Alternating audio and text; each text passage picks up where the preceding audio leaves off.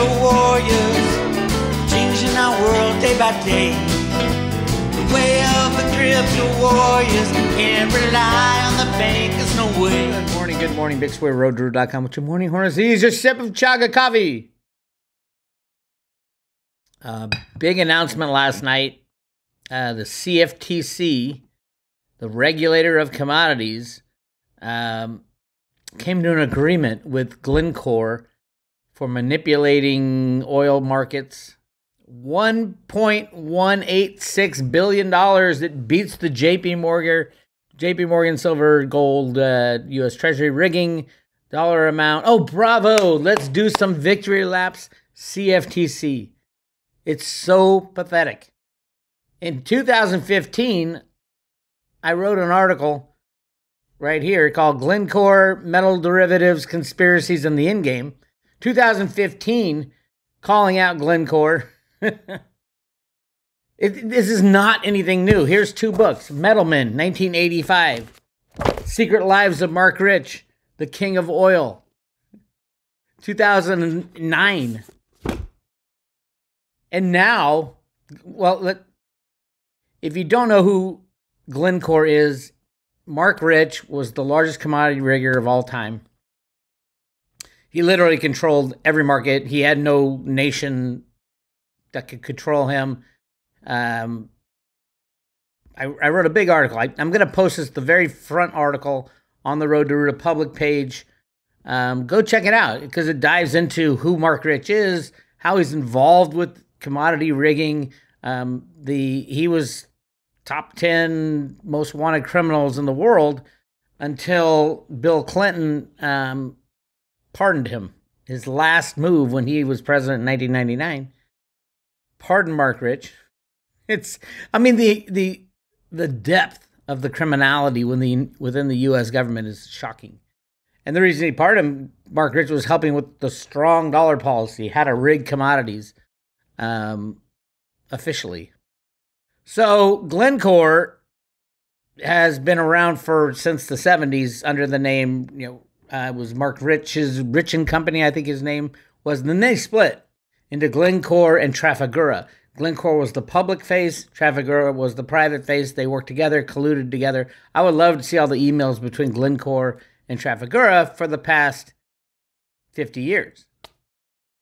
Well, they've been around since the 90s, the past 25 years. Hey, CFTC, if you want to do your fucking job, ask any one of the silver YouTube people. They know a hell of a lot more than you guys do. So in 2015, I wrote this, Glencore Metal Derivatives Conspiracies in the Endgame. It outlines exactly what they did, how they did it. The Clinton pardoned. Marc Rich has since died. And Marc Rich Co. Out of Switzerland had no rules on them. None. They could rig any market at any time. The level of corruption was as deep as you get. This guy Pincus was Marc Rich's bag man. He'd go to, say they're banning oil from being exported from Iran. He'd go into Iran, pay off people. A lot of payoffs in this rigging game. But Marc Rich was in charge of physical inventories all over the world. And then Glencore. And then the CFTC. Oh, Bix, this is turning the corner. The CFTC charged them $1.186 billion. Do you know how many billions, if not trillions of dollars that Glencore and Trafigura and Marc Rich made over the decades? It is insane. And the worst part, here's the worst part, is besides silver being rigged every day, and we saw it today, hey, let's take it from 2207 down to 2175 and then bring it up a little bit. Completely rigged, completely every day, every trade. The computer programs are run by a company named Virtu Financial.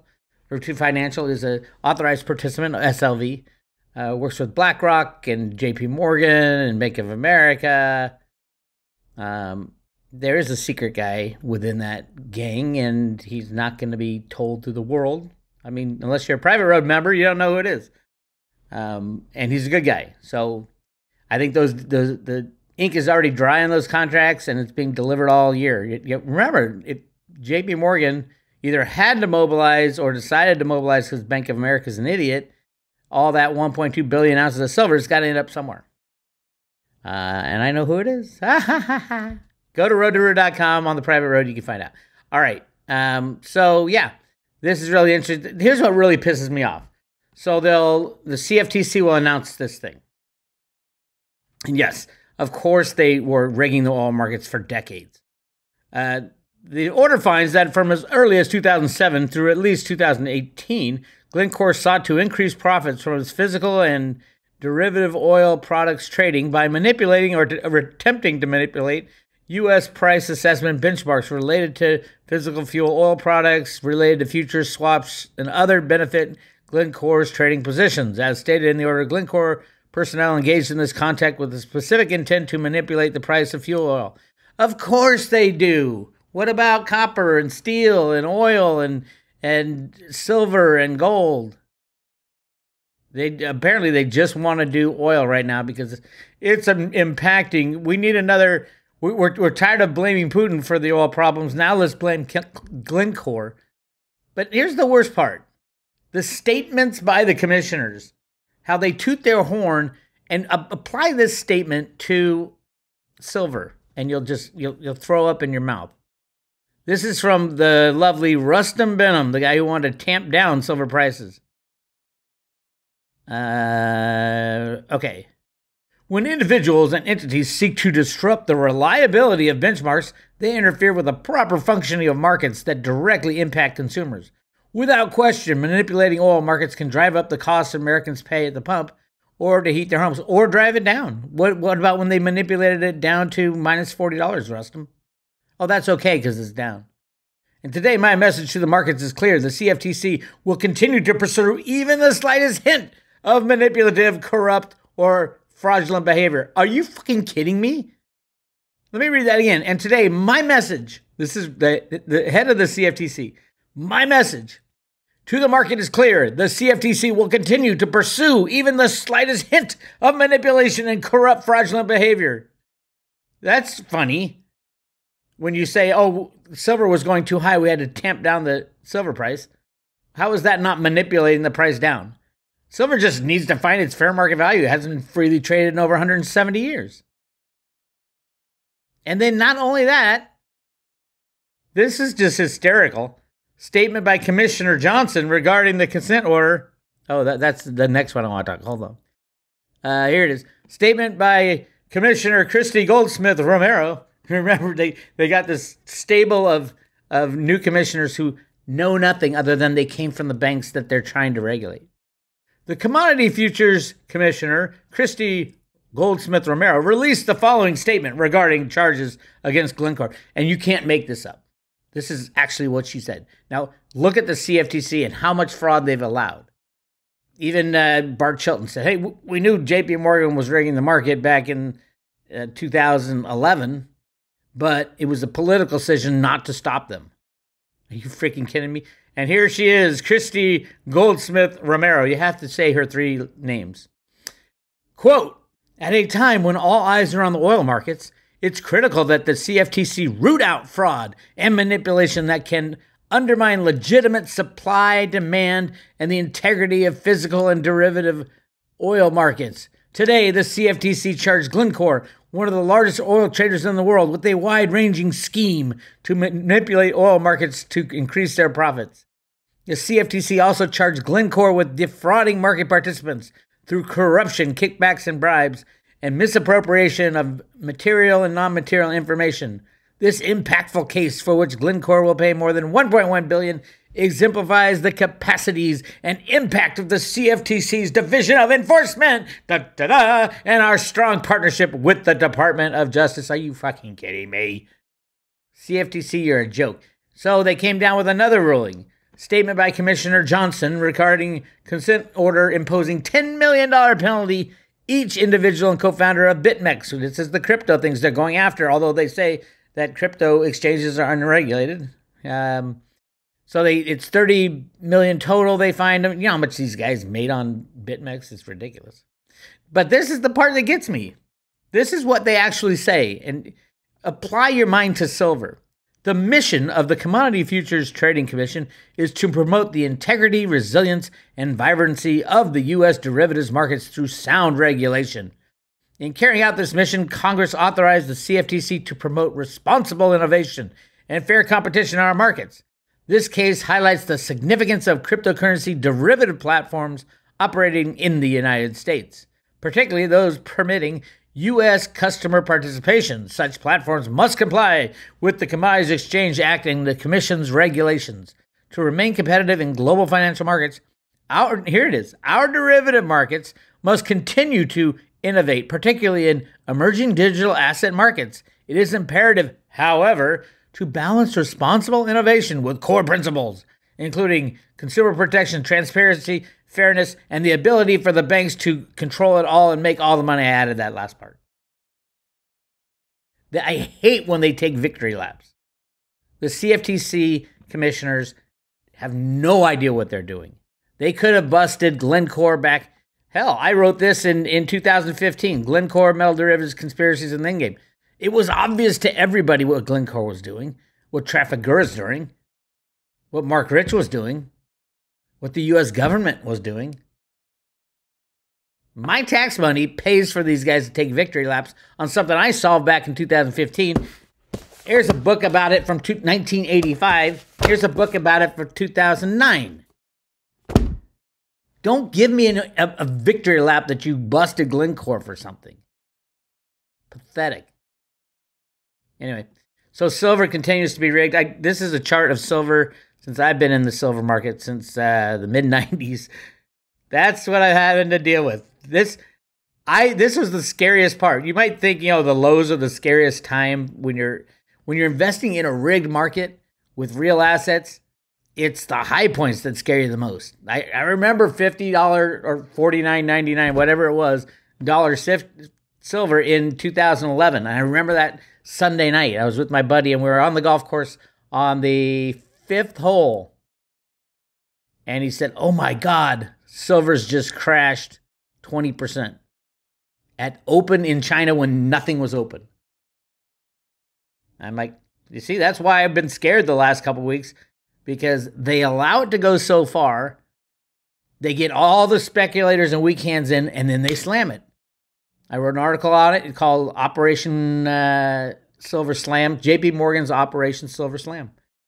That's exactly what happened. That started this fake bear market. That's how much control computers and derivatives have. So when's it going to end? I don't know, but take a look at what the Fed has to do.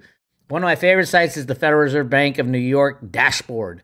It shows how much criminality or how much money the Fed has to spit out there so these banks stay afloat. The reverse repo operations, which were nothing, by the way, here's the chart of it. Back in March of last year, reverse repo was nothing. Reverse repo is when the banks give the Fed cash and the Fed gives the banks the securities that they had already bought from them.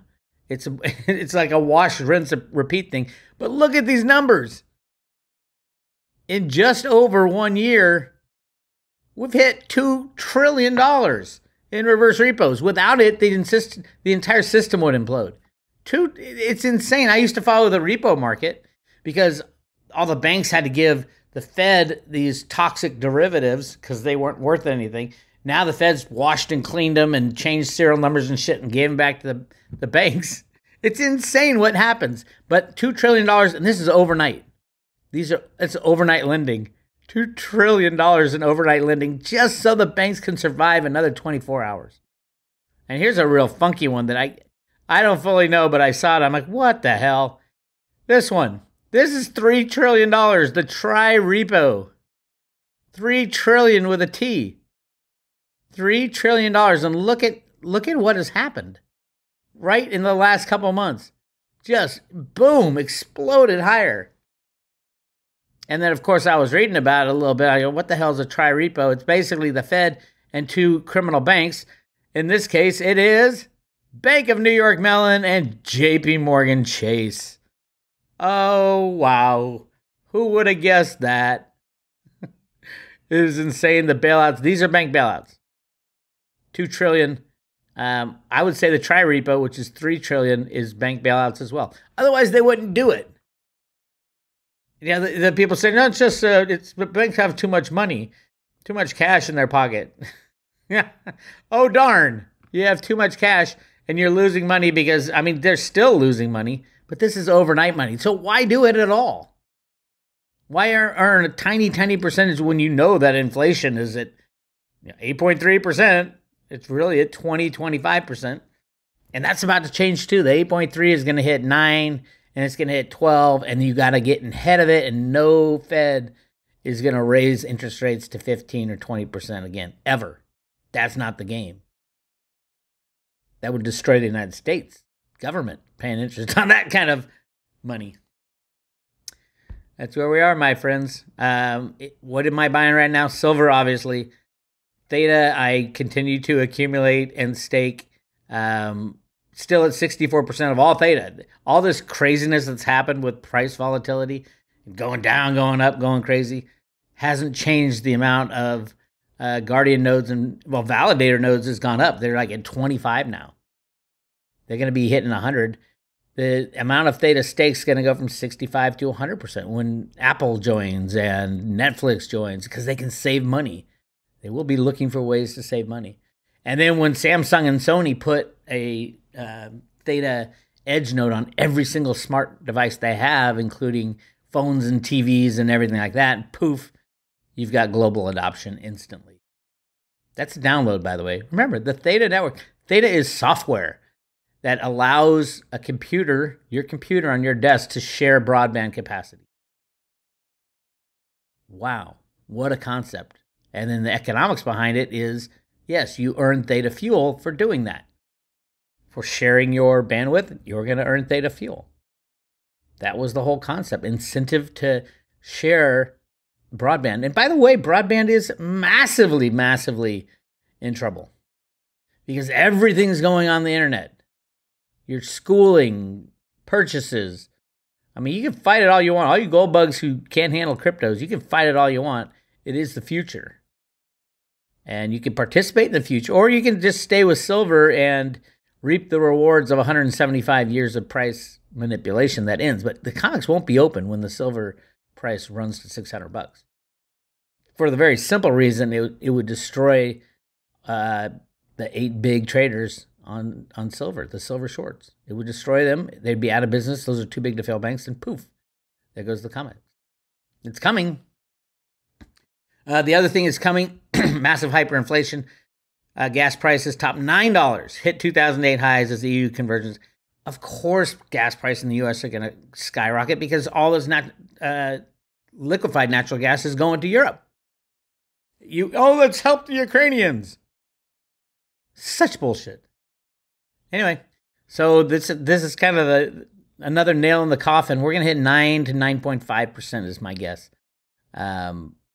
Yeah, there was an anomaly last month, and then all the bankers and the talking heads on the TV said, "Oh, inflation has topped because the Fed raised interest rates to 1%. Oh, that's all for inflation." Are you kidding me? Not even close.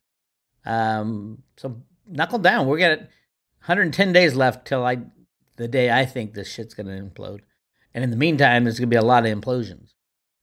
So hold on tight. Everything's changing. Absolutely everything. And you want to get all this information, go to the search function at Road to Root and just type in Glencore or Marc Rich, M-A-R-C-R-I-C-H. His actual name is Marc Rich, but he didn't want to be seen as a German. He wanted to change his name because the German last name was not really accepted when he started trading in the markets in the 60s because of World War II and all that stuff. And he's a freaking liar. There he is, Marc Rich. He's long gone. Good riddance. I'd hate to have his life review. So how many people did you help when you were there on planet Earth? That would be a scary one. He's going to come back as, who knows? Who knows what kind of karma that guy's got to wash out. Anyway, this is Bix Weir. That's all I got for you. You guys take care. I'll talk to you later.